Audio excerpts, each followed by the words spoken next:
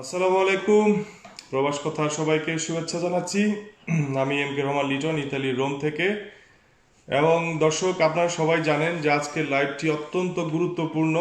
আমি গতকালকে একটি লাইভ করেছিলাম আজকের এই বিষয়টি নিয়ে, এবং সেগুলো নিয়ে খুবই অনেকের মাঝে তীব্র প্রতিক্রিয়া সৃষ্টি হয়েছিল, কারণ অনেকে বিষয়টি জানতেন না, ভেবেছিলেন যে এটি আসলে একটি ভিত্তিহীন একটি তথ্য। অবশেষে সবাই একমত হয়েছেন এবং সবাই দেখেছেন যে আসলে তথ্যটি সঠিক এবং ভিত্তিমূলক। তো যাই হোক, আপনাদের আহ, সকল তথ্য বিস্তারিত আলোচনার জন্য আমি আজকে এসেছি। বরাবরের মতোই পরিচিত মুখ ডক্টর মুক্তার হোসেন বার্ড, মুক্তার ভাই, যিনি চেম্বার কমার্স অ্যান্ড লর মাননীয় চেয়ারম্যান এবং আইন পরামর্শক, যিনি আমাদের সকল কিছুই আজকে সুন্দরভাবে ব্যাখ্যা করবেন। আশা করি এরপর থেকে আপনাদের কোনো তথ্যের গ্যাপ থাকবে না, বুঝতে বাকি থাকবে না। তো আমি আলোচনা বেশি না বাড়িয়ে আমি চলে যাচ্ছি। আহ, আপনাকে প্রবাস কথায় স্বাগতম, জনাব ডক্টর মুক্তার হোসেন মার্ক। তো কেমন আছেন? জি আলহামদুলিল্লাহ। বিসমিল্লাহ রহমান রহিম। আসসালামু আলাইকুম রহমতুল্লাহ বারাকাতুহু। প্রবাস কথার সমস্ত দর্শক এবং সেই সাথে আজকে আমাদের সাথে রয়েছেন আমরা ইতালি প্রবাসী এবং তার স্বত্বাধিকারী জনাব স্বপন ভাই, স্বপন দাদাও বলি আমরা, যে তিনিও যদিও ক্যামেরার পেছনে রয়েছেন, সহযোগিতা করছেন আমাদেরকে আজকের আলোচনাটিকে সাফল্যমণ্ডিত করার জন্য। জি আলহামদুলিল্লাহ ভালো আছি, যদিও আমরা জানি যে করোনার মহামারী দ্বিতীয় পর্যায়ে যেভাবে ধীরগতিতে হলেও বেড়ে চলেছে, এটা অবশ্যই একটি চিন্তার বিষয়। সুতরাং কিছুটা বিষণ্ণতা তো আছেই। আচ্ছা, আপনাকে ধন্যবাদ। আমি সেই সাথে ধন্যবাদ জানাচ্ছি আমাদের আমাদের প্রবাস কথার সাথে আছে আমরা ইতালি প্রবাসী এবং সিসিএল, দুটোই আছে, একই সাথে লাইভ হচ্ছে। তো যাই হোক, স্বপন দাদাকে ধন্যবাদ। তো আমি আপনার কাছে প্রথম প্রশ্নটি যেটি করতে চাচ্ছি সেটি হচ্ছে যে এই যে নব দেখরেতো ফ্লুসি আপনার দীর্ঘ 8 বছর পরে আহ, আবার নতুন করে বাংলাদেশিদের জন্য ব্ল্যাক লিস্ট ছেড়ে গিয়ে উন্মুক্ত হলো। এই ক্যাটাগরিতে আসলে কি কি খাতে ফ্লুসি আপনার বাংলাদেশ থেকে অথবা বাংলাদেশি বা প্রবাসীরা সুযোগ পাবে? জি ধন্যবাদ। আহ, দীর্ঘ একটা সময় অতিক্রান্ত হবার পরে আবার আমরা দেখলাম যে দেখরেত ফ্লুসি আবার একটি নতুন সম্ভাবনা নিয়ে সামনে এসে উপস্থিত হলো। আসলে মোটামুটি প্রায় প্রতি বছরই হয়েছে দেখরেত ফ্লুসি যে বিষয়টি, এটি 1998 সালে প্রণীত একটি আইন, যা কিনা ক্রমাগতভাবে অন্তত পক্ষে 10 বছর কার্যকর করার কথা ছিল। বিভিন্ন ঘাত প্রতিঘাতে এটা সময় পেরিয়ে এত দূরে চলে এসছে, আমরা এখন 2020-এর প্রায় শেষ প্রান্তে। যা হোক, দেখরেতো ফ্লুসির দুটি অন্যতম অংশ, একটি হচ্ছে যেটা ইটালিয়ান ভাষায় বলা হয় স্তাজনালে, অর্থাৎ সিজনাল, মৌসুমি কাজকর্ম। এটা মোটামুটি আমরা প্রায় প্রতি বছরই দেখে এসেছি।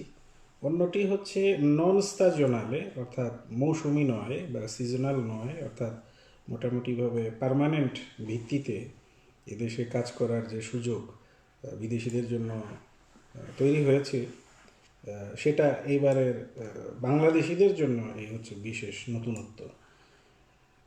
যদিও আমরা আশা করছিলাম, সত্যি কথা বলতে, যে শুধুমাত্র হয়তো সিজনাল কাজের জন্যই সুযোগ তৈরি হবে, কিন্তু দেখলাম যে না, এখন নন সিজনালের সুযোগও তৈরি হচ্ছে। বিষয়টি অবশ্যই আনন্দদায়ক। তবে এই লাইভের মাধ্যমে আমি আন্তরিকভাবে আমাদের সেই সমস্ত ভাই বোনদের প্রতি সমবেদনা প্রকাশ করছি যারা এই মুহূর্তে বাংলাদেশে আটকে আছেন।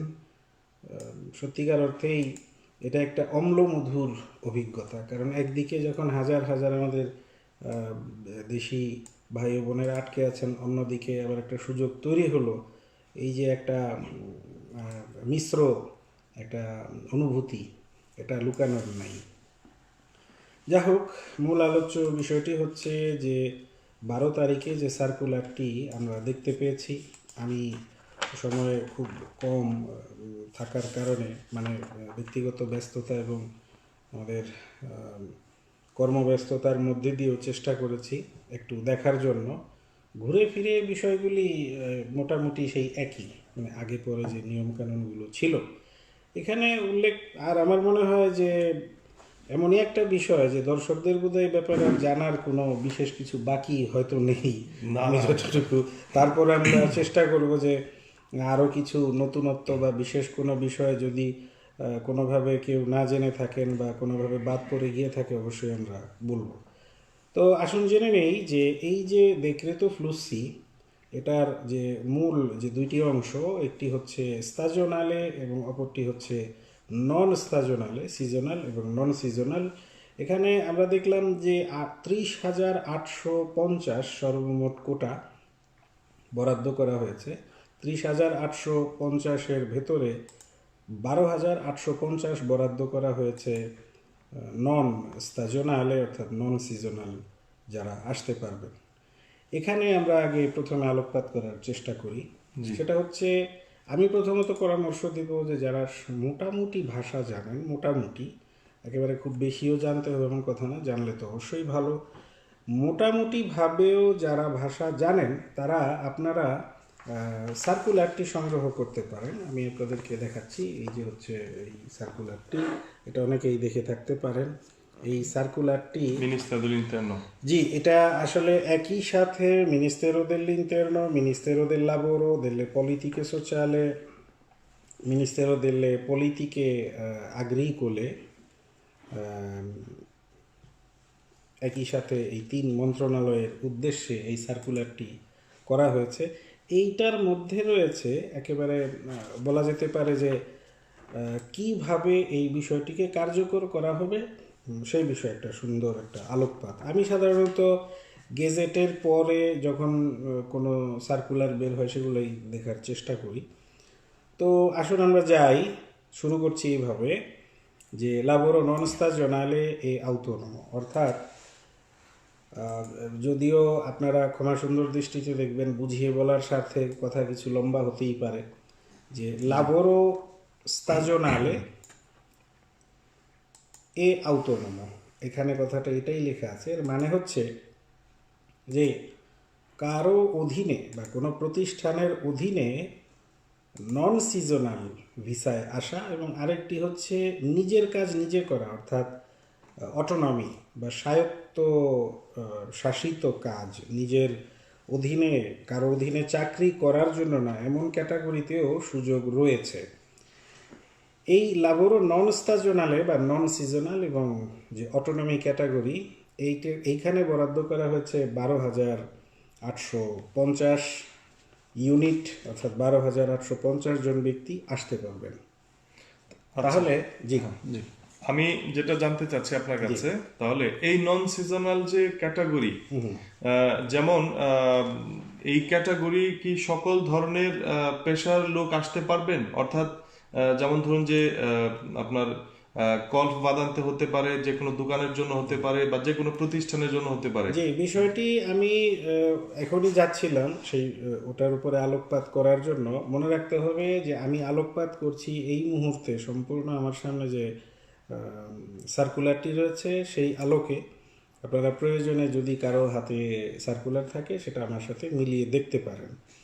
এখানে যেমনটি আমি বলেছিলাম একটু আগে যে 12,850 জন আসতে পারবেন লাবোরো নন স্তাজনালে, মানে নন সিজনাল এবং নিজস্ব সার্বভৌম স্বাধীন ভাবে যারা কাজকর্ম করেন তাদের জন্য। এখন এই 12,850 কোটাকে ভাগ করা হয়েছে 1, 2, 3 তিনটি পয়েন্টে। 3 নম্বর পয়েন্টে আবার আমরা দেখতে পাচ্ছি যে সাব পয়েন্ট রয়েছে, অর্থাৎ এ ও বি। ভাগ করে নিচ্ছি এইভাবে, এই 12,850 জনের মধ্য থেকে কতজন আসবেন চাকুরি ক্ষেত্রে, চাকুরি করার জন্য, এবং কতজন আসতে পারবেন অটোনমি ক্যাটাগরিতে। তো আসলে আমরা দেখে নেই যে 1 নম্বর যে পয়েন্টটা এখানে উল্লেখ করা হয়েছে সেটা হচ্ছে শুধুমাত্র 100টি কোটা নির্ধারণ করা হয়েছে তাদের জন্য যারা ইউরোপিয়ান ইউনিয়নের নাগরিক নন, যারা বাইরে অর্থাৎ ইটালির বাইরে স্থায়ীভাবে বসবাস করেন, এবং 1998 সালের 286তম দেখরেতো লেজিসলাতিভর 23 নম্বর আর্টিকেলে উল্লেখিত যে বিশেষ ধরনের কাজকর্মের উল্লেখ করা রয়েছে, সেই ধরনের কোনো পড়াশোনা করে থাকেন, যেমন আমি উদাহরণ দিচ্ছি, আপনি আপনার নিজের দেশে কোনো একটি বিশেষ বিষয়ের উপরে পড়াশোনা করেছেন, পড়াশোনা শেষ করে সেখানে আপনি ইন্টার্ন করেছেন, এটার সময়সীমা 6 থেকে 18 মাস হয়, এবং তারপরে আপনি এই ধরনের কোনো কাজে নিয়োজিত। এখানে কথাটা এভাবেই লেখা আছে যে che abbiano completato programmi di formazione di istruzione nei paesi di origine। তো এই ধরনের লোকজন যদি থাকেন, তারা যদি এখানে ওই একই ধরনের কাজের অফার পান, তাহলে আপনারা আসতে পারবেন। মনে রাখতে হবে এখানে কোনো দেশের উল্লেখ করা নেই, তার মানে বাংলাদেশিও আবেদন করতে পারবেন। আচ্ছা। 2 নম্বর যে পয়েন্টটি রয়েছে সেখানে 100টি কোটা নির্ধারণ করা রয়েছে।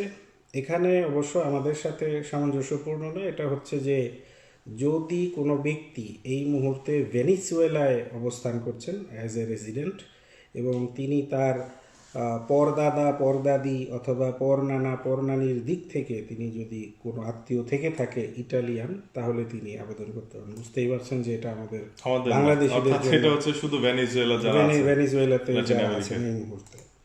আচ্ছা। এখানে রয়েছে 6000 কোটা, একেবারে স্পষ্ট করে দেয়া হয়েছে, ভালো করে লক্ষ্য করবেন। 3 নম্বর পয়েন্টে 6000 কোটা যেটা উল্লেখ করা হয়েছে, এখানে 3টি বিশেষ বিশেষ সেক্টরের কথা উল্লেখ করা হয়েছে। 3টি বিশেষ সেক্টরের কথা উল্লেখ করা হয়েছে। এই 3টি সেক্টর হচ্ছে এমন কোনো ট্রান্সপোর্ট কোম্পানি যারা পণ্যের জন্য কাজ করে, যেমন ধরে নিন আমরা উদাহরণস্বরূপ নিতে পারি ডিএইচএল, ওদের বড় বড় লরি আছে, বা এমন অনেক বড় বড় কোম্পানি থাকে যারা লরির মাধ্যমে বিভিন্ন মালামাল এক জায়গা থেকে আরেক জায়গায় করে নিয়ে যায়। এই সমস্ত কোম্পানিগুলোতে হেভি ড্রাইভার হিসেবে আসার একটা সুযোগ রয়েছে। আচ্ছা। এটার পাশাপাশি রয়েছে সম্পূর্ণ নির্মাণ শিল্পের সাথে জড়িত যারা কনস্ট্রাকশন, সেটা রাস্তাঘাট তৈরি হোক, বাড়িঘর তৈরি হোক, শপিং মল তৈরি হোক, মোট কথা নির্মাণ শিল্পের সাথে জড়িত যে কোনো ধরনের কাজের ক্ষেত্রে যে সমস্ত কোম্পানিগুলো রয়েছে তারা আবেদন করতে পারবেন, আসতে পারবেন।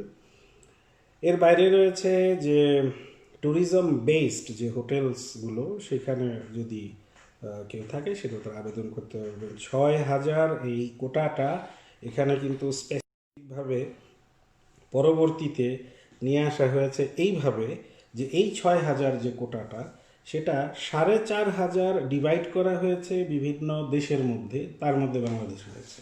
জি। আমি আবার বলছি, 6000-এর যে কোটাটি বরাদ্দ করা হয়েছে, সেই কোটাটি যেই কোটায় আপনার ওই ট্রান্সপোর্ট সেকশনে, কনস্ট্রাকশন সেকশনে এবং ট্যুরিজম বেসড হোটেল এই ধরনের সেকশনে 6000 কোটা নির্ধারণ করা হয়েছে, যার মধ্যে 4500 সুনির্দিষ্ট কিছু দেশের জন্য।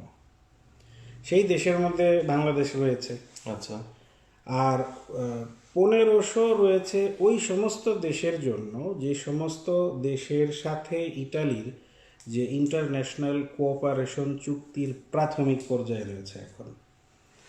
তো সুতরাং আশা করি ব্যাপারটা ক্লিয়ার হয়েছে। যে তাহলে যেটা জানার অনেকেই বারবার প্রশ্ন একটু করেছিলেন এর আগেও জানার জন্য, সেটা হচ্ছে যে তাহলে এই যে 450 এর মধ্যে বাংলাদেশ আছে, যেটা 4,500 সরি 4,500, যার মধ্যে বাংলাদেশ আছে যেটা নন সিজনাল, অর্থাৎ জি, যে নন সিজনালটা কি হয়তো অনেকে জানেন, বা আমি আবার বলছি একটু, যারা এখানে আসবেন আর যেতে হবে না, যারা এখানে পেরমিসিডিসের জন্য পাবেন 2 বছরে, তারপর পর্যায়ক্রমে রিনিউ হবে, তো সেটা।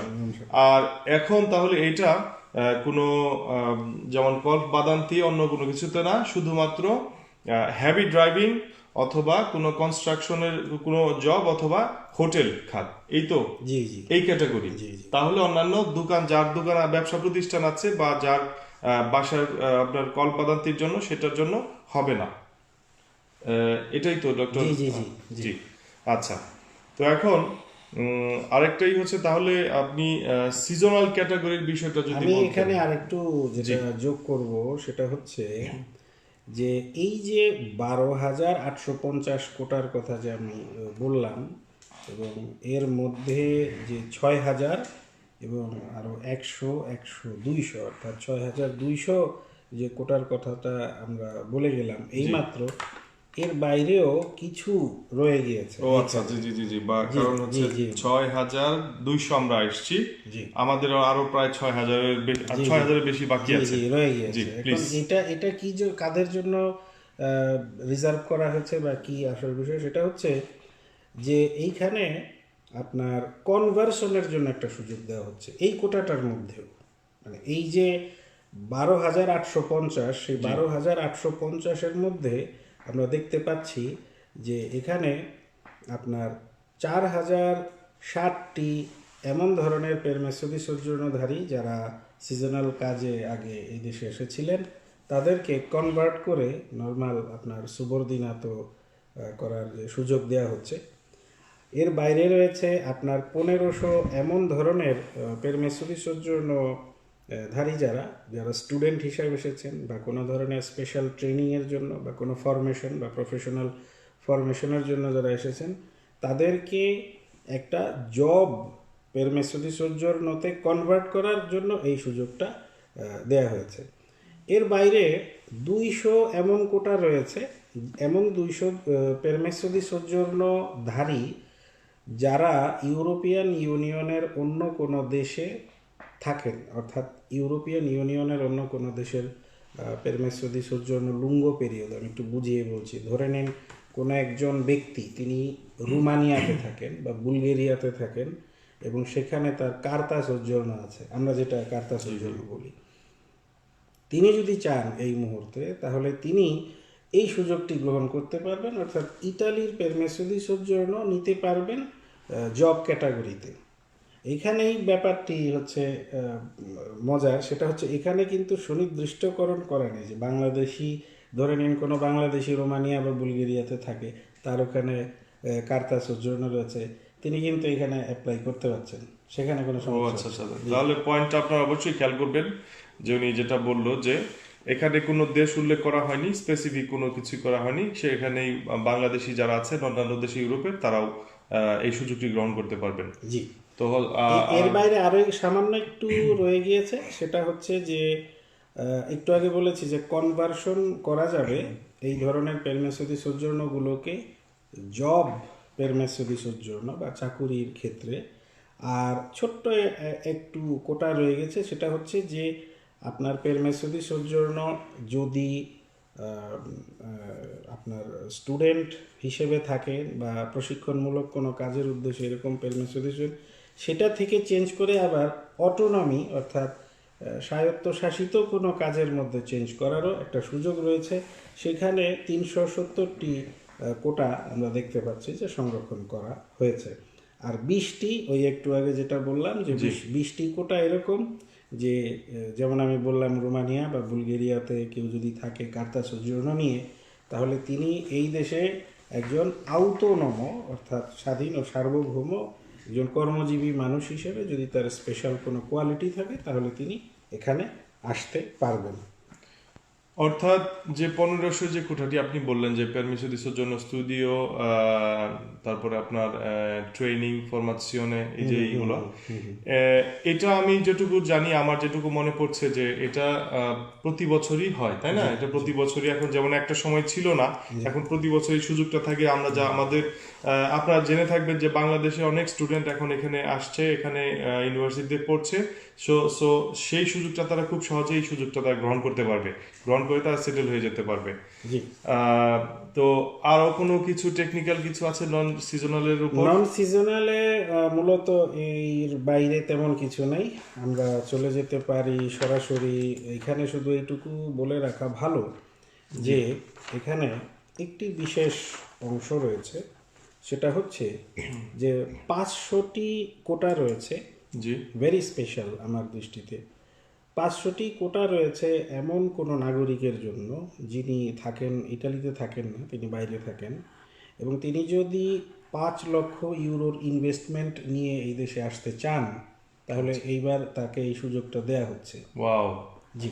এটা কিন্তু ডেফিনেটলি আমাদের জন্য একটা ভালো একটা সংবাদ, যাদের টাকা পয়সা আছে। যেমন দেখা যায় যে অনেক সময় যে বাংলাদেশে অনেক শিল্পপতি আছেন যাদের টাকা আছে কিন্তু সুযোগ নেই, তারা এই এই প্রথম ইতালিতে তারা সেই সুযোগটি গ্রহণ করতে পারেন। সেক্ষেত্রে আপনাদের ইনভেস্ট করতে হবে 500,000, অর্থাৎ 5 কোটি টাকা, এইখানে 5 লক্ষ ইউরো। 5 লক্ষ ইউরো, এতে যা হয় আর কি। এটা অনেক ভালো একটা সুযোগ। অবশ্যই সেটা যাদের আছে যাদের সেই আছে সামর্থ্য তাদের সেটা। জন্য। তো এখন এই যে 5 লক্ষ ইউরো তারা ইনভেস্ট করবে, জি। সেই সুযোগটা তারা কিভাবে করবে? যে কোনো কিছু ক্রয় করলেই, মানে বিজনেস, ব্যবসা প্রতিষ্ঠান বা বাসা বাড়ি? অত্যন্ত সংক্ষিপ্ত আকারে যে কথাটি বলা হয়েছে সেটা হচ্ছে ওনাদেরকে এমন একটি বিজনেস প্ল্যান দিতে হবে যে বিজনেস প্ল্যানে অন্তত পক্ষে আপনার 3 জন ব্যক্তির কাজে লাগানোর সুযোগ থাকবে, মানে 3টি কর্মসংস্থানের সুযোগ থাকবে, 3টি পদ, এবং সেই বিজনেসটা অবশ্যই সামঞ্জস্যপূর্ণ হতে হবে বর্তমান চাহিদার সাথে। তো এটা খুব একটা কঠিন শর্ত কিছু না। আমরা জানি যারা আমাদের দেশে, বিশেষত যাদের মোটামুটি আর্থিক সচ্ছলতা রয়েছে, আমরা যতটুকু জানি যে এই ক্যাটাগরিতে তারা ইচ্ছে করলে আবেদন করতে পারেন। আপনাকে এর মধ্যে জানিয়ে রাখি মাঝখানে যে আমাদের ভিউয়ার্স কিন্তু প্রায় 2000 একাধারে দেখছে প্রবাস কথার, এবং ভিন্ন চ্যানেলে ভিন্ন লোকজন দেখছে। সাথে ইতালি প্রবাসীতে বেশ অনেক দেখতে পাচ্ছি আমরা, তো সেখানেও আছে। তো যাই হোক, আমরা এখন কারা কারা আবেদন করতে পারবেন বাংলাদেশে, মানে কোনো এজ লিমিটেশন আছে কিনা যে এত বছর থেকে এত বছর? না, বয়সের কোনো সীমাবদ্ধতা নেই, বয়সের কোনো সীমাবদ্ধতা নেই, প্রাপ্তবয়স্ক হতে হবে। আমি আরেকটু বলে যেতে চাচ্ছিলাম যে 500 যে স্পেসিফিক যে ক্যাটাগরিটা একটু আগে আমি বলে গেলাম, যে আরও কয়েকটি ক্যাটাগরি রয়েছে, সেটা যদি কেউ ইচ্ছে করে ট্রাই করতে পারে, কারণ এখানে কিন্তু বাংলাদেশেরও সুযোগ আছে, যেহেতু কোনো স্পেসিফিক দেশের কথা এখানে উল্লেখ নেই। আচ্ছা, আরেকটা প্রশ্ন বারবার অনেকে করেছেন, সেটি হচ্ছে যে কেউ দুবাই আছে, কেউ সাউথ আফ্রিকাতে আছে, কেউ আপনার কোরিয়াতে আছে, কেউ আপনার সৌদি আরবে আছে, মানে বিভিন্ন দেশে বাংলাদেশিরা আছে। তারা কি এখানে কোনো জায়গায় কোনো কিছুতে অংশগ্রহণ করতে পারবেন কিনা? আচ্ছা, এখন এখানে ওইসব দেশ থেকে বুঝতে পেরেছি, ঠিক আছে। একজন বাংলাদেশি নাগরিক, তিনি বিশ্বের যে কোনো দেশেই থাকুন না কেন, বা ইটালিতে না থাকলেই হলো, জি, তিনি আবেদন তো তিনি করবেন না, আবেদন করবেন হচ্ছে যিনি এখান থেকে একজন মালিক কর্তৃপক্ষ, একজন কোম্পানি বা একজন এমন কোনো ব্যক্তি যার কাজের লোকের প্রয়োজন হচ্ছে, তিনি এই আবেদনটা করবেন। সুতরাং তিনি যেখানেই থাকেন না কেন, যদি তার এই ধরনের সুযোগ থাকে যে কারো মাধ্যমে এই আবেদন করানোর, তাহলে এই সুযোগটা তারা নিতে পারবেন, কোনো সমস্যা নেই। আচ্ছা, তারপর পুরুষ মহিলার ক্ষেত্রে তো কোনো সমস্যা নেই, যদি আমি বলেছি, কিন্তু তারপর আপনার মুখে শুনতে চাচ্ছে এখানে পুরুষ মহিলার কোনো সমস্যা নেই, করতে পারবে। জি জি। আচ্ছা আচ্ছা। আর যারা আবেদনটি করবেন এখান থেকে, হ্যাভি ড্রাইভিং বা আপনি যে ক্যাটাগরি করলে বললেন, সেক্ষেত্রে তাদের কি কোনো লিমিটেশন, মানে বাৎসরিক ইনকাম, এগুলো ইনকাম সোর্স দেখাতে হবে কিনা? কেন বলছি এটা, কারণ ট্যুরিজম সেক্টরটা আপনি ভালো করেই জানেন যে করোনা ভাইরাসের কারণে এই বছর ট্যুরিজম সেক্টরটা আমার মনে হয় যে অলমোস্ট সারা ইউরোপে একদম ধস নেমে গেছে, সারা ওয়ার্ল্ডেই। সেক্ষেত্রে কোনো কিছু আছে কিনা? আসলে এটা একটা ভালো প্রশ্ন, কারণ এই প্রশ্ন অনেকেরই থাকতে পারে আমি মনে করি।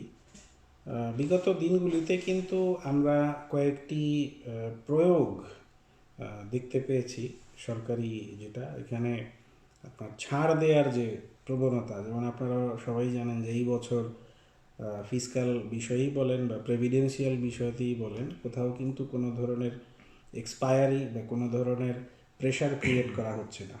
আমরা যারা ইতালিতে থাকি তারা জানি যে এবছর থেকেই দেখরেত ফিসকালে 2020 কার্যকর হওয়ার কথা, এবং এই নিয়ে বছরের শুরুর দিকে বিভিন্ন ধরনের চাপের মধ্যেও ছিল বিভিন্ন কোম্পানি। যা হোক, এই বছরটি হচ্ছে একেবারেই ব্যতিক্রম। তো এখন এই বছরে কি হলো সেটা আমি দৃঢ়ভাবে বিশ্বাস করি যে এটা সরকার দেখবে না। সরকার দেখবে যে আপনি 2019 সালে কেমন বিজনেস করেছেন। আচ্ছা, অসংখ্য ধন্যবাদ আপনাকে, কারণ এই এই তথ্যটা খুবই প্রয়োজন ছিল জানার জন্য। আবার অনেকে বলছেন যে শিক্ষাগত যোগ্যতা কি লিখবে, আমি দেখছি। না, শিক্ষাগত যোগ্যতা এখানে কোনো বিশেষ কোনো উল্লেখ নেই, তবে যে কথাটা অনেকে প্রশ্ন করতে পারতেন, আমি জানি যে মধ্যপ্রাচ্যের অনেক দেশগুলোতেই আমাদের বাংলাদেশি ভাইয়েরা বোনেরা রয়েছেন কিনা আমি জানি না, তারা হেভি ড্রাইভিং করে থাকেন, বড় বড় লরি তারা চালনা করে থাকেন। তো সেক্ষেত্রে যে যদি কোনো কোম্পানি আপনারা পেয়ে যান যে সেই কোম্পানি আপনাদেরকে হেভি ড্রাইভার হিসেবে হায়ার করার জন্য রাজি এবং তারা করতে চান, তো সেক্ষেত্রে আমি যেটা দেখেছি এই গেজেটের মধ্যেই বিষয়টার উল্লেখ ছিল যে আপনার ড্রাইভিংয়ের যে বিষয়টা, যে সেক্টরে auto trasporti merci per conto terzi, এখানে কথাটা লেখাই আছে যে যদি কোনো কোম্পানি হেভি ড্রাইভার নিতে চান তাহলে সেই ক্ষেত্রে তাকে অবশ্যই ওই ধরনের হেভি ড্রাইভিং লাইসেন্স থাকতে হবে। প্রথম হচ্ছে এক নম্বর, যে কাউকে আপনি বলবেন অমনি চলে আসবে, এটা হবে না। একে তো হচ্ছে হেভি ড্রাইভিং লাইসেন্স থাকতে হবে, এবং যেই দেশের ড্রাইভিং লাইসেন্স দেখতে হবে যে সেই দেশের সাথে ইকুইভ্যালেন্ট রেকগনাইজ করার যে একটা পারস্পরিক প্রক্রিয়া থাকে। সেখানে আমি একটু আগেও দেখেছি যে যেখানে দেখলাম যেটা, যে ওই ড্রাইভিং লাইসেন্সটিকে অবশ্যই ইউরোপিয়ান ইউনিয়নের যে হেভি লাইসেন্স ক্যাটাগরির সমমান সম্পন্ন হতে হবে। একটা উদাহরণ দিচ্ছি, বাংলাদেশ থেকে যদি কেউ এমবিবিএস পাশ করে আসে তাহলে তাকে যদি ইতালিতেও সমমান দেওয়া হয় তাহলে তিনি করতে পারবেন, সমস্যা নেই। আমাদের কোনো ভাই বা বোন তিনি যদি হেভি ক্যাটাগরি ড্রাইভিং লাইসেন্স থাকেন সৌদি আরব বা অন্যান্য কোনো দেশে, আশা করি যে সেটা সেম ইকুইভ্যালেন্ট দেবে।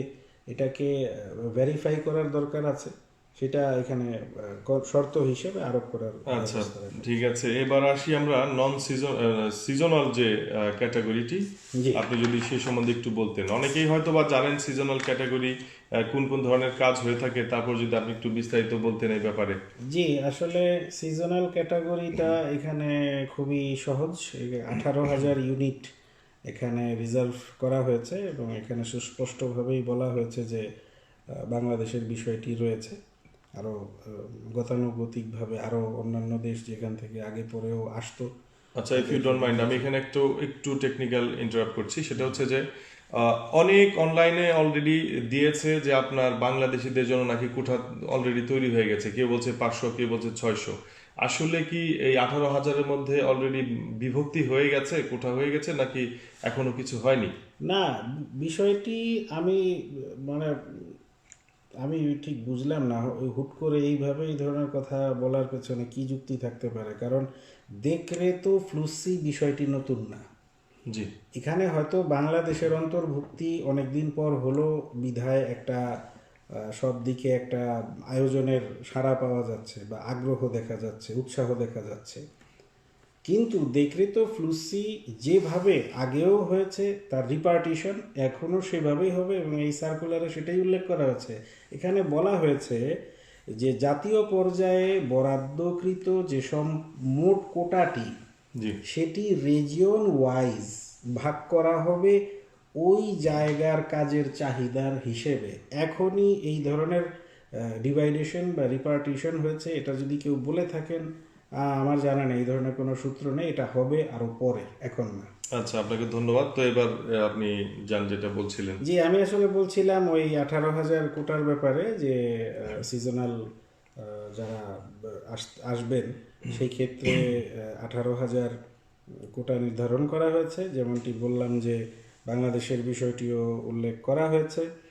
আর এখানে একটি বিষয় বলতে হচ্ছে যে 1,000 কোটা, মানে এই 18,000-এর মধ্যে 1,000 এমন কোটা রয়েছে যে যদি কেউ এই বছর থেকে বিগত 5 বছরের মধ্যে যদি সিজনাল ভিসায় ইটালিতে এসে থাকেন জি, এবং তিনি যদি এখন চলে গিয়ে থাকেন, তাহলে তার জন্য দ্বিবার্ষিক অর্থাৎ প্লুরিয়েন্নালে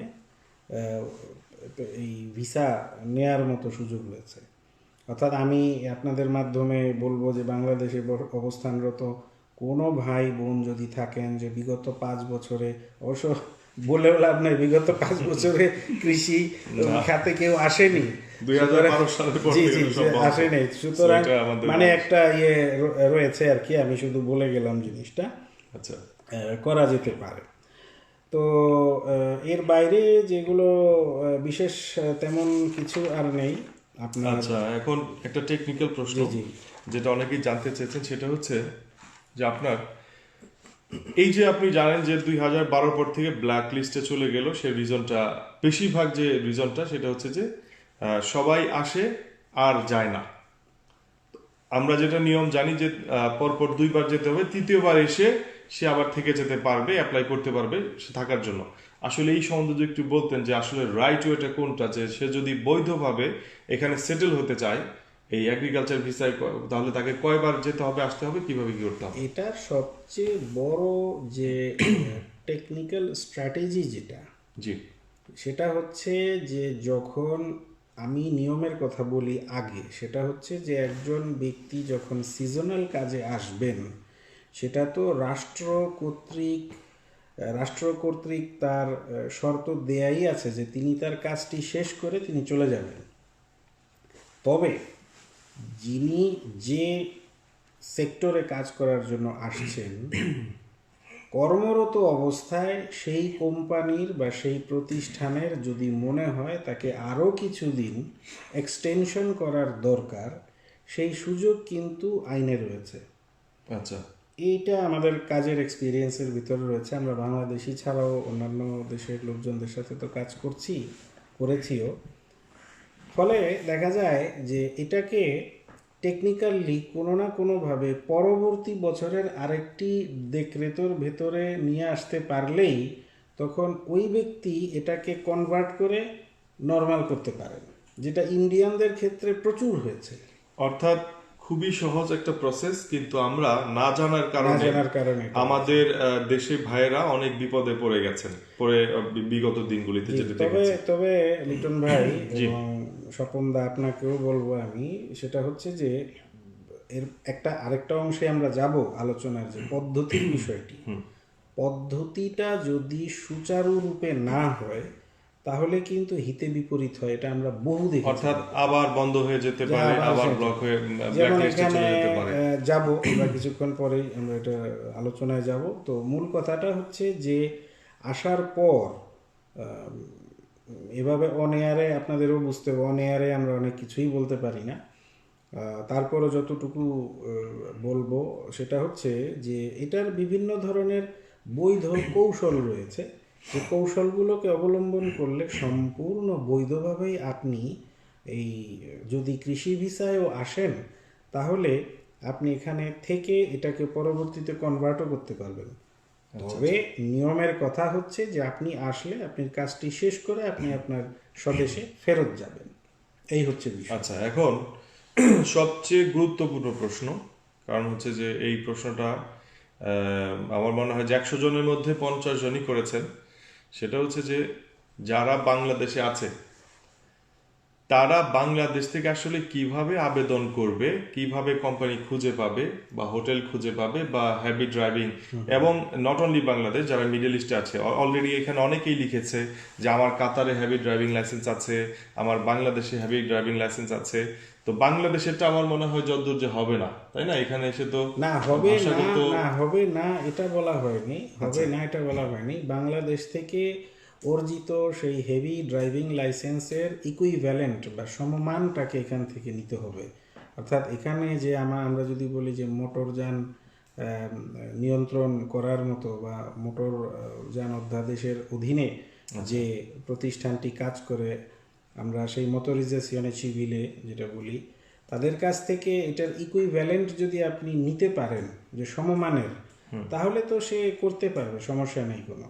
যা হোক, আমি যেটা বলছিলাম যে তাহলে তারা আবেদন মানে খুঁজে বের করবে কিভাবে প্রতিষ্ঠান বা কিভাবে কি করবে, এইটা একদম সঠিক একটা দিক নির্দেশনা যদি দিতেন তাহলে অনেকে উপকৃত সেটা হতো। সঠিক দিক নির্দেশনাটা হচ্ছে এইরকম যে অবশ্যই যেহেতু সবাই দেশের বাইরে অর্থাৎ ইতালির বাইরে অবস্থান করেন, ভাষাগত একটা ব্যবধান রয়ে গিয়েছে, যে কারণে কারো অনেকের পক্ষেই এইভাবে জব সার্চ করা সম্ভব হয়ে ওঠে না।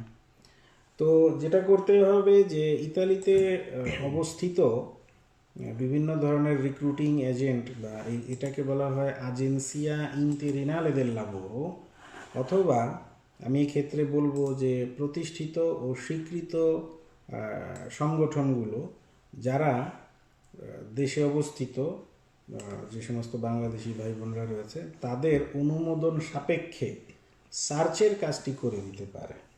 বা কোনো আইনজীবী বা কোনো প্রফেশনাল কোনো ব্যক্তি, তিনি ওই আগ্রহী যিনি আসতে চান তার অনুমোদন সাপেক্ষে এটা করাটা উচিত হবে। তা না হলে এইখানেও অনেক সময় সংশ্লিষ্ট কর্তৃপক্ষ অবৈধ কার্যক্রমের একটা গন্ধ খোঁজার চেষ্টা করেন। তার মানে হচ্ছে আপনি ধরে নিন আমাদের কোন এক ভাই বাংলাদেশে আছেন, তিনি তো জানেন না যে কোন কোম্পানির সাথে যোগাযোগ করতে হবে, কি করতে হবে, কিন্তু তিনি হয়তো রোম শহরের কোন এক ভাইকে চেনেন। সেই ভাই যদি একজন লয়ারের শরণাপন্ন হয় এবং সেই লয়ার যদি সার্চ করে তার জন্য কোনো কোম্পানিকে নক করে যে আমার একজন ক্লায়েন্ট আছে, তিনি এই দেশে আসতে আগ্রহী, আপনার যদি লোকের প্রয়োজন হয় তাহলে আমাকে আমরা প্রসেসিং করতে পারি, তো সেই ক্ষেত্রে এটা হতে পারে। অন্যথায় আমরা যে চিরাচরিত নিয়ম যেটা দেখে এসেছি, পরিচিত লোকজন, ভাই বন্ধু, তাদেরকে বলা হয়, তারা খোঁজ খবর করেন। আর এর বাইরেও কিছু একটা চক্র রয়েছে যারা তো বিশাল টাকা পয়সা এটা করে, সেটাও বোঝার ব্যাপার আছে। না, এবার তো ওই যে অনেকেই লিখেছেন যে দালালদের পাল্লা ভারী। আসলে মানে বিষয়টা খুব সহজ বাংলায় বলেছেন। এখন আসলে আমি যেটা বলতে চাচ্ছি, আমি জানি না আপনি একমত হবেন কিনা, যে 8 বছর পরে ব্ল্যাক লিস্টটা খুলে গেল। কথার কথা যে ধরে নিলাম যে বাংলাদেশের 1000 লোক আসতে পারবে, সেক্ষেত্রে আমার যেটা ধারণা যে জমা তো পড়বে মনে হয় 2-3 লাখ। তা জানি না, আমার সর্বশেষ একটা স্ট্যাটিস্টিক্স মনে আছে, সেটা হচ্ছে জি, যে হয়তো 80,000 বা সামথিং এরকম, এরকম একটা, সেখানে প্রায়, জি আমার মনে আছে যে প্রায় 6 লক্ষ আবেদন হয়েছিল। আচ্ছা আচ্ছা। তো এখন যদি 2-3 লাখ ধরে নিলাম, 2-3 লাখ জমা পড়ছে, এই 2-3 লাখের মধ্যে অনেকেই কিন্তু দেখবেন যে 5 লাখ, 6 লাখ, 7 লাখ, 10 লাখ অলরেডি নিয়ে নিয়ে নিয়ে নিবে। হ্যাঁ, এবং আরো যেটা আমরা সবসময় বরাবর দেখে থাকি, নানান ধরনের প্রলোভন দেখায়, নানান ধরনের কথা, যে সরাসরি ইটালি চলে যাবা, যাওয়ার পরেই তুমি পেরমিসো দিসোর জন্য পাবা। তো আর অনেকেই দিয়ে দেয়। এখন সেক্ষেত্রে তাদের ক্ষেত্রে পরামর্শটা কি? কারণ তারা তো জানেন আসলে ইটালি সম্বন্ধে যে কি হবে, আসলে কি হতে যাচ্ছে। তো এখন যদি তারা 5-6 লাখ টাকা দিয়ে দেয়, দেখা যাবে যে 10-15 লাখ টাকা এবং তারও বেশি কন্ট্রাক্ট হতে পারে। সেক্ষেত্রে তাদের জন্য সবচেয়ে মানে এই রাস্তার থেকে এই একটা কি বলে এই ইয়ের থেকে বাঁচার উপায়টা কি, তাদের জন্য পরামর্শ? আসলে এটা একটা সমস্যাই বলবো আমি। তবে এখানে যাওয়ার আগে একটা কথা বলা দরকার যে প্রক্রিয়াটা কি। জি, প্রক্রিয়াটা হচ্ছে, যেমন আমরা জানি যে 2টা ভিন্ন ভিন্ন ক্যাটাগরিতে এই আবেদনগুলো জমা হবে। আজকে থেকে অনলাইনে মিনিস্ট্রি ফর্ম পাওয়া যাচ্ছে। বিভিন্ন ধরনের ফর্ম পাওয়া যাচ্ছে, বিভিন্ন ধরনের সেই ফর্মগুলো ফিল আপ করে যার যার প্রয়োজন অনুসারে রেডি করে রাখছেন। তবে যে ফেমাস ক্লিক ডে যেটাকে বলা হয়, ক্লিক ডে জি অর্থাৎ যেই দিন এটা আপনি পাঠাবেন, সেটা হচ্ছে আমি দেখলাম যে আপনার নন স্টাজনালের ক্ষেত্রে, নন স্টাজনালের ক্ষেত্রে আমি দেখলাম যে 22শে অক্টোবর সকাল 9টা থেকে এটা শুরু হবে, মানে ক্লিক ডেটা শুরু আর হবে। স্তাজনাল হচ্ছে আর স্টাজনাল এটা যেটা আমি দেখলাম যে সম্ভবত 27শে অক্টোবর, জি, ওটাই 27শে অক্টোবর সকাল 9টা থেকে। দর্শক, এখন এখানে আমি একটু জি, জি। বলছি, যেটা আমি আমি বলে দিচ্ছি জি যে প্রথমত একটি ভালো কোম্পানি হতে হবে, যে কোম্পানির ফিসকাল এবং প্রেভিডেন্সিয়াল যে সমস্ত কন্ডিশনসগুলো রয়েছে সেগুলো তো আপনার থাকতেই হবে, কারণ এগুলো না থাকলে আপনার ওই নুল্লাবস্থা মানে এনওসি দিবে না, জি এটা আমরা জানি।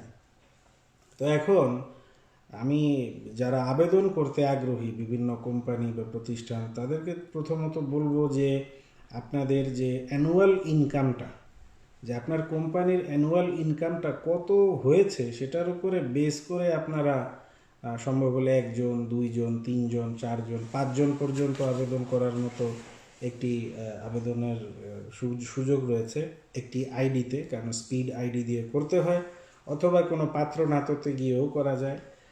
তবে বিষয়টা হচ্ছে এরকম যে আপনি একটা ভালো কোম্পানি পেয়ে গেলেন, সব ঠিক আছে,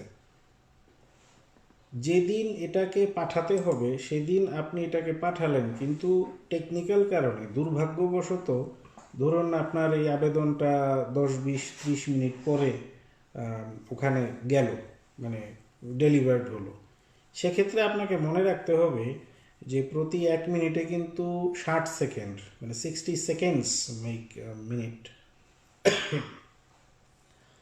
তো এই 60 সেকেন্ডের মধ্যেও আবার মাইক্রো সেকেন্ডের মধ্যে অসংখ্য আবেদন কিন্তু ঢুকে যাচ্ছে। জি জি আপনাকে কিন্তু ডাকা হবে সিরিয়ালি, অর্থাৎ আপনি সবার আগে যদি আপনার আবেদনপত্রটি জমা পড়ে, তাহলে আপনাকে আগে ডাকা হবে, দেখা হবে আপনার অন্যান্য শর্তসমূহ ঠিকঠাক আছে কিনা।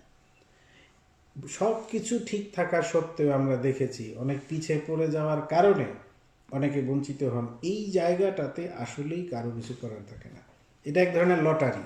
জি তো যখন একজন আবেদন করে তখন তিনি ডাক পান সাধারণত প্রেফেক্তুরা থেকে, ওখানে তিনি যখন যান নুল্লাবস্থাটি সংগ্রহ করেন, সংগ্রহ করে যার নুল্লাবস্থা তাকে পাঠিয়ে দিলে তিনি তার নিজের দেশ থেকে ভিসা লাগিয়ে যখন আসেন, মনে রাখতে হবে আপনাদেরকে এখানে বিশেষ করে, কারণ এগুলো অসংখ্য বার হয়েছে, আসার পর দেখা যায় যে ওই মালিককে খুঁজে পাওয়া যায় না, বা মধ্যস্থতাকারী তিনি বলতেই পারছেন না মালিক এখন কোথায়, বা যে কোনো কারণেই হোক মালিক যাবে না প্রেফেক্তুরায় তার সাথে কন্ট্রাক্ট পেপার সাইন করার জন্য, যেটা কিন্তু ফান্ডামেন্টাল ভাইটাল একটা বিষয়। জি এখানে যদি আপনি আসার পর মালিক যদি না যান আপনার সাথে, অত্যন্ত একটা ঝামেলা তৈরি হয়ে যাবে এখানে।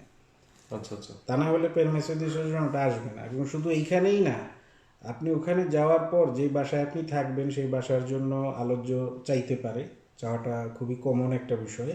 আপনি যাবেন, মালিকের সাথে যাবেন, যিনি আসবেন বাংলাদেশ থেকে মালিকের সাথে যাবেন প্রেফেক্তুরা, ধরে নিন আমাদের দেশের ডিসি অফিসের মতো, সেখানে যাবেন সমস্ত কাগজপত্র নিয়ে, পাসপোর্ট অরিজিনাল নিয়ে, তারপর সেইখানে তাকে যে কিট দেওয়া হবে, যে পেরমেসো দি সজ্জর্ণ বা ফরেনার্স পারমিট অফ স্টে আবেদন করার জন্য যে একটা মানে ইনভেলপের মতো দেওয়া হয়, সেটা যখন আপনি ছাড়বেন, ছাড়ার পর আপনার ফিঙ্গারপ্রিন্টের ডেট আসবে, আপনি ফিঙ্গারপ্রিন্ট দিবেন। মনে রাখতে হবে যে সমস্ত লোকজন সিজনাল ভিসায় আসছেন, ইট ইজ ভেরি ইম্পর্ট্যান্ট, কোনোভাবেই কিন্তু অন্তত পক্ষে 3 মাসের নিচে কাজ না করে কিন্তু হবে না, এটা পরে ঝামেলা করবে। আচ্ছা আচ্ছা এবং সেই সাথে যে মালিক আপনাকে আনবে তিনি যেন ট্যাক্স এবং কন্ট্রিবিউশন এটা যেন সুচারুরূপে পে করে দেন, তাহলে আর কোনো সমস্যা হবে না। তো দর্শক, আমি এখন একটা বিষয় আপনাদের ক্লিয়ার করে দিচ্ছি। অনেকেই জানেন যে অনেক অনলাইন পেজে অলরেডি একটা তথ্য দেয়া আছে যে আজকের থেকে আবেদন শুরু। আসলে তা না, কিন্তু আজকের থেকে আবেদনপত্র আপনি অনলাইন থেকে ডাউনলোড করে সেটাই করতে পারবেন, এই তো। জি। এবং নন সিজনাল সেটি শুরু হবে আপনার 22 অক্টোবর সকাল 9টা থেকে আপনার অনলাইনে জমা দিতে হবে। আর সিজনাল সেটা হচ্ছে আপনার 27 অক্টোবর সকাল 9টা থেকে। এটা আপনারা কারেকশন করে নেন। আর এটার দুইটারই শেষ দিন হচ্ছে 31 ডিসেম্বর।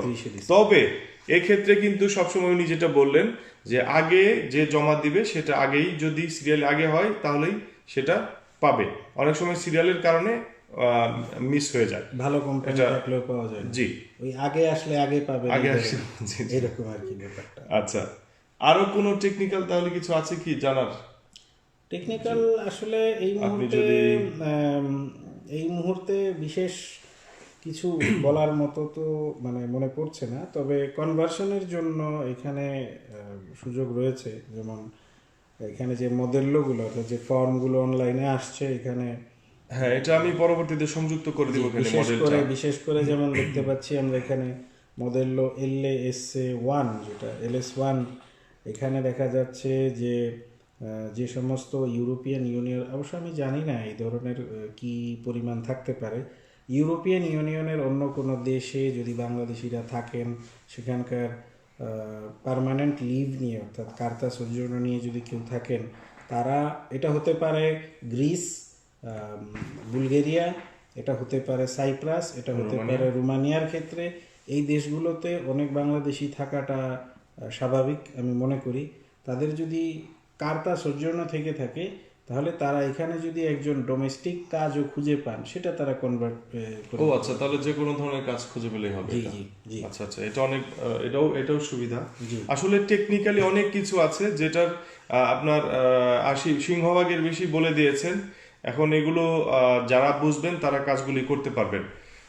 আরেকটা ব্যাপার, অনেকেই লিখছেন বারবার যে আসলে এটা মানে ওনারা লিখছেন যে অফিসিয়ালি কত টাকা খরচ হবে।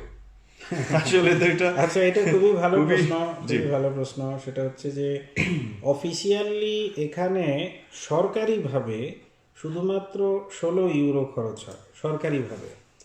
অর্থাৎ একটি আমাদের দেশে যেটাকে আমরা বলি রেভিনিউ স্ট্যাম্প বলি, একটা ডাক টিকেটের মতো, এটা ব্যবহার করা হয় 16 ইউরোর। আর যে কোম্পানি বা যে মালিক, উনি যদি নিজে ভালো না বোঝেন, তিনি যদি কোনো লয়ার অথবা কোনো ইনকাম ট্যাক্স অ্যাডভাইজার বা কোনো প্রফেশনালের কাছে যান, তিনি কত টাকা পারিশ্রমিক নেবেন এটা তার ব্যাপার। তবে অবশ্যই সেটা হাজার হাজার ইউরো না, সেটা হয়তো ক্ষেত্র বিশেষে 50 ইউরো থেকে 100-150 এরকম বা তার চেয়েও কিছু বেশি হতে পারে। আইনজীবী যদি একটু বেশি ভালো মানের হয় তাহলে তাদের একটা খরচ আছে। এর বাইরে সেই আইনজীবী যদি দায়িত্বপ্রাপ্ত হন যে ফাইলটাকে মনিটরিং করা এবং প্রয়োজনে মালিক পক্ষের থেকে ডেলিগেশন নিয়ে অর্থাৎ পাওয়ার অফ অ্যাটর্নি নিয়ে উপযুক্ত কাগজপত্র সাবমিট করার জন্য প্রেফেক্টুরা বা ডিসি অফিস, যেটা আমি বোঝাচ্ছি, সেখানে যাওয়ার জন্য যদি এই ধরনের কোনো বিষয় থাকে, তাহলে উনি যেটা নেবেন পারিশ্রমিক সেটা তার ব্যাপার। আর এমনিতে জেনে রাখা ভালো যে যেটা আমি বলেছি যে কাজে কর্মসম্পর্ক যখন সম্পাদিত হয়, একজন আসার পর যখন কন্ট্রাক্টটা হয়ে যায়, তখন কিন্তু ওই আপনার ইনকাম ট্যাক্স বা কন্ট্রিবিউশন এগুলো কিন্তু জমা দেওয়ার ব্যাপারটা যাতে সুচারুরূপে হয়, এটা এই হিসাবে মনে রাখতে হবে। কয়েকজন বলছেন একটা বিষয় জানার জন্য, আমি তাদের বলছি, ওনাদের একটু বলে নেই যে সিজনাল নন সিজনাল বিষয়টা বুঝতে পারছেন না। আসলে একদম সহজ বাংলায় যদি আমরা বলি যে আপনারা জানেন যে ইতালি স্পন্সর ভিসা, যেটা বলেন আপনারা স্পন্সর ভিসা, তো স্পন্সরটাই আমরা বলছি যে নন সিজনাল। আর আপনারা যারা বলেন যে কৃষি ভিসা, তো সেটাই সিজনাল। অর্থাৎ কিন্তু কৃষি ভিসা কিন্তু শুধুমাত্র নন সিজনাল, যেটা শুধু কৃষি না, কিন্তু আপনার হোটেল আমি হোটেল বলতে যেগুলো বুঝি যে বেড অ্যান্ড ব্রেকফাস্ট বা এয়ারবিএনবি, এরা হয়তো বা আসলে বেড এন্ড ব্রেকফাস্ট যদি বিগ ভলিউমে কাজ করে থাকে তারা করতে পারবে। আচ্ছা, তবে দেখার বিষয় যে ভলিউম কি ধরনের। অর্থাৎ বাৎসরিক ইনকাম যদি অনেক বেশি হয়ে ভালো হয়, থাকে, ভালো হয়। কয়েকজন যদি এমপ্লয়ি তারা নিতে পারে সেক্ষেত্রে, এবং সেটা ইটালিতে কোনো সীমিত হতে হবে এই দেশের যে আইনগতভাবে যেটা, তাই না, যে কোনো সীমিত হতে হবে, তাহলে তারাও অ্যাপ্লাই করতে পারবে। এই সুযোগটা হয়তো বা আমাদের বাংলাদেশ থেকে অনেকেই নিতে পারবেন। কিন্তু যেমন হ্যাভি ড্রাইভিং যেটা, তারপরে আপনার কনস্ট্রাকশনের যে বিষয়গুলো, এগুলো হয়তো বা একটু সমস্যা হয়ে যাবে। এর মধ্যে আরেকটা কথা যেটা, যে ধরেন এখানে গত গত যে সানাতোরিয়া 2020-এ ডিক্লেয়ার হলো, অনেকেই কিন্তু জমা করতে পারেনি। এখন তাদের মধ্যে যদি কারো সাথে কোনো কনস্ট্রাকশন কোম্পানির সাথে ভালো একটা সম্পর্ক থাকে, সেখানে ইটালিতে আছে, সে কি জমা দিয়ে নুল্লাস্তা নিয়ে দেশে গিয়ে আসতে পারবে? জি অবশ্যই, তবে অফিসিয়ালি ধরে নিতে হবে যে উনি এখানে নাই। জি, সেটা তো অবশ্যই, সেটা তো অবশ্যই। বা থাকলেও এখন ওই পরবর্তীতে যদি তিনি নুল্লাহস্তা পান, তাহলে তার জন্য অবশ্যই এটা একটা প্লাস পয়েন্ট বা এটা একটা ভালো সুযোগ। আচ্ছা, তো আসলে আপনাকে অসংখ্য ধন্যবাদ। বারবার আমরা এসে মাঝে মাঝে ডিস্টার্ব করি, কারণটা হচ্ছে যে ভীতিমূলক তথ্যগুলো পাই, এই জন্যই ডিস্টার্ব করা আমাদের ডক্টর মুক্তার হোসেন মার্ক ভাইয়ের কাছে। আর অনেক ধন্যবাদ। আরও যদি কোনো প্রশ্ন থাকে, এবং আপনি যদি অনুমতি করেন, তাহলে 5 মিনিট কিছু প্রশ্ন নিয়ে যদি কয়েকজনের জবাব দিতে পারি, কি জি বলেন? জি অবশ্যই অবশ্যই। আচ্ছা, তার আগে স্বপন, আপনার কোনো প্রশ্ন আছে? কোনো কিছু আসলে বাদ আছে যেটা হয়নি? দর্শক যে প্রশ্নগুলো করেছে এগুলোর উত্তর দেন, উত্তর তো প্রায় একই ধরনের প্রশ্নগুলো, মোটামুটি সবার একই ধরনের। কোয়েশ্চেনগুলো হ্যাঁ, কমন, জি জি, জি। কোয়েশ্চেনগুলি কমন ছিল। কোশ্চেনগুলো কমন। আমি পরামর্শ দিব যে ঠিক আছে, প্রস্তুতি তো প্রয়োজন রয়েছে। কারণ হলো যে আগে আসলে আগে পাবেন এই ধরনের, কিন্তু তাই বলে আবার ওই যে একেবারে যাচ্ছে তাই ধরনের আবেদন করারও মানে হয় না। কেউ যদি এটা ভাবে আচ্ছা আমি করি দেখি আল্লাহ ভরসা, এই ধরনের কিন্তু আসলে ঠিক না।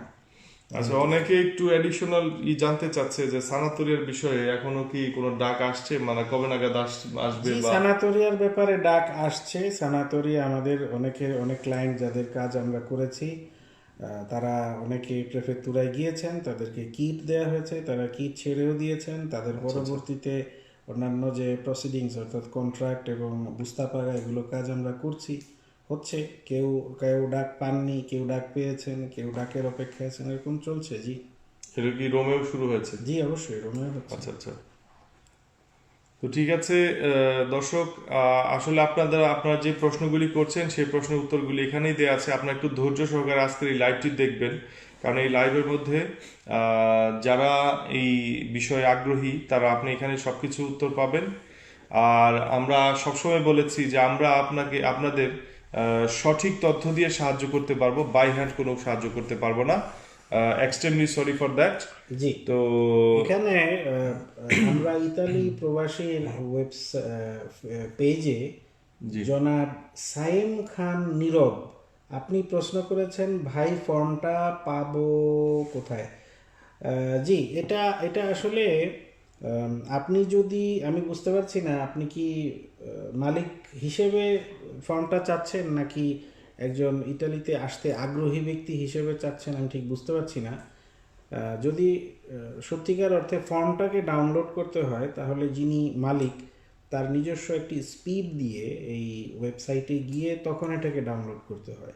আর যদি আপনারা এটার কোনো নমুনা হিসেবে দেখতে চান যে ফর্মটা দেখতে কীরকম, এটা দেখতে আসলে একটু অদ্ভুতই লাগবে। আমরা প্রয়োজনে পরবর্তীতে নিচে আপনাদের পেজগুলোতে লিংক দিয়ে দিলে এবং সেই সাথে একটা ফর্মের একটা নমুনা দিয়ে দিলে আমার মনে হয় ভালো। জি লিখেছেন আগ্রহী সাইম খান নীরব, আপনি বলেছেন আগ্রহী হিসেবে। আরেকটু যদি বলতেন যে আগ্রহী বলতে কি আপনি কি মালিক পক্ষ উনি হিসেবে? মনে হয় নিজে আগ্রহী আসতে। আচ্ছা, এখানে জি আমরা অপেক্ষা করি। আর এখানে সাইফুল ইসলাম মুন্সি তিনি লিখেছেন লিটন ভাই, যারা ইটালিতে যাবে তারা যে নির্ধারিত সময় ফেরত আসবে এটা নিশ্চয়তা কি বাংলাদেশ সরকার দিতে পারবে? দালালরা যেভাবে এসব কোম্পানিকে হাত করে ভিসা পেয়ে এদের কি কোনো প্রতিকার করা যাবে? আমি যদি আপনি আমার আমাকে স্নেহের ছোট ভাই জি মুন্সি। সাইফুল ইসলাম মুন্সি, আপনি যদি আমাকে অনুমতি করেন তাহলে আমি এই প্রশ্নের উত্তরটা দিব আর কি। অবশ্যই দেন, আমি ওর সেটা হচ্ছে অনুমতি যে বললাম। আমি মনে করি এবং দৃঢ়ভাবে বিশ্বাস করি যে এটার প্রতিকার করা সম্ভব। এটার প্রতিকার করা সম্ভব। এটা একটি এমন একটি পরিকল্পনা বা পদ্ধতি যেটাতে এখন বলতে গেলে অনেক সময় লাগবে। জি জি পরে না, আজকে আজকে তাহলে ওইটাই জি জি রাখি। জি টাকার ব্যাপারটা বলা আচ্ছা, হয়েছে। হ্যাঁ, রেজা মোর্শেদ রেগান, এইখানে একটা আমি মনে করি একটা ইম্পর্টেন্ট কোয়েশ্চেন এসেছে আমরা ইতালির প্রবাসীতে। রেজা মোর্শেদ রেগান উনি কোথায় গেল? জি seasonal and non non seasonal মানে দুইটাই একজন ব্যক্তি অ্যাপ্লাই করতে পারবে কিনা? জি দুইটাই করতে পারবেন, কোনো সমস্যা হবে না। আচ্ছা। কিন্তু এখানে একটি গুরুত্বপূর্ণ বিষয় আপনারা সবাই একটু খেয়াল রাখবেন যে নন সিজনাল বলতে আমরা যেটা স্পন্সর বলি, এইবার কিন্তু ক্যাটাগরি ভিন্ন, শুধুমাত্র 3 ক্যাটাগরি উনি যেটা বলছিলেন যে হ্যাভি ড্রাইভিং, কনস্ট্রাকশন এবং আরেকটা এই ট্যুরিজম বেসড হোটেল। হ্যাঁ ট্যুরিজম বেসড হোটেল। কারণ আমি এটা একটু বোঝাচ্ছি, অনেকে বলতে পারেন যে হোটেল আবার ট্যুরিজমের বাইরে হয় কিভাবে। অসংখ্য হোটেল রয়েছে ছোটোখাটো, এরা সাধারণত যেমন ওই মুসাফির আমরা কি বলি সংক্ষিপ্ত আকারে যারা থাকতে আসেন, মানে not exactly to have a tour, মানে ট্যুর পারপাসে যারা আসেন, এটা হোটেলের মধ্যে একটা ক্যাটাগরি রয়েছে। এটা যারা হোটেল ব্যবসা করেন তারা জানেন যে কোন ক্যাটাগরির কথা বলা হচ্ছে। তো ঠিক আছে দর্শক, আরও যদি আপনাদের কোনো কিছু জানার থাকে তাহলে এখানে আপনি কমেন্ট করতে পারেন, সেটা আমরা দেখে আপনাদের জবাব দিব। কিন্তু সেই আপনার প্রশ্নের উত্তর যদি লাইভেই থাকে তাহলে সেটা আর জবাব দিব না, কারণ হচ্ছে যে আপনারা সবাই জানেন যে সকলেরই সময়ের মূল্য আছে। সো আপনারা যেহেতু আপনাদের প্রয়োজন জানার জন্য, সেহেতু অবশ্যই লাইভটি ভালোভাবে দেখবেন, মনোযোগ দিয়ে দেখবেন। তো সবাই ভালো থাকুন, সুস্থ থাকুন। আবার নতুন কোনো আপডেট আসলে আপনাদের মাঝে তুলে ধরবো, আপনারা সকল কিছু দেখে সমাধান করে নেবেন। সালামু আলাইকুম। তো সরি, আমি ধন্যবাদ জানাচ্ছি আবার আরেকবার আমরা ইতালি প্রবাসী এবং স্বপন ভাইকে, এবং ডেফিনেটলি আমাদের ডক্টর মুক্তার হোসেন মার্ক ভাইকে। তো সবাই ভালো থাকুন। জি এখানে সালামু আলাইকুম। জি আপনি সমস্যা নেই, আমি